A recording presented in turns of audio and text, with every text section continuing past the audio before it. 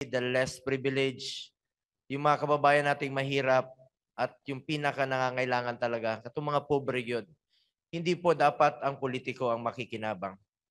Last Senate committee hearing, Madam Chair, we heard testimonies from various witnesses claiming they were paid to gather signatures for the proposed change to the Constitution. Messages were also revealed offering allocation for social programs of the government.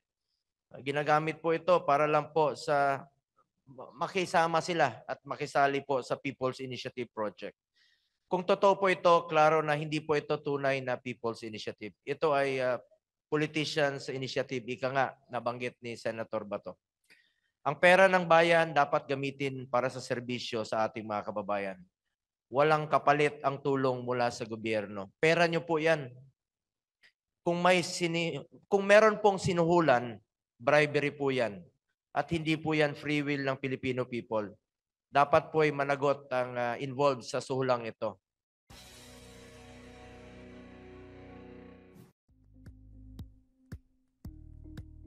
Thank you for watching Politico TV. Please like and subscribe to our channel for more videos.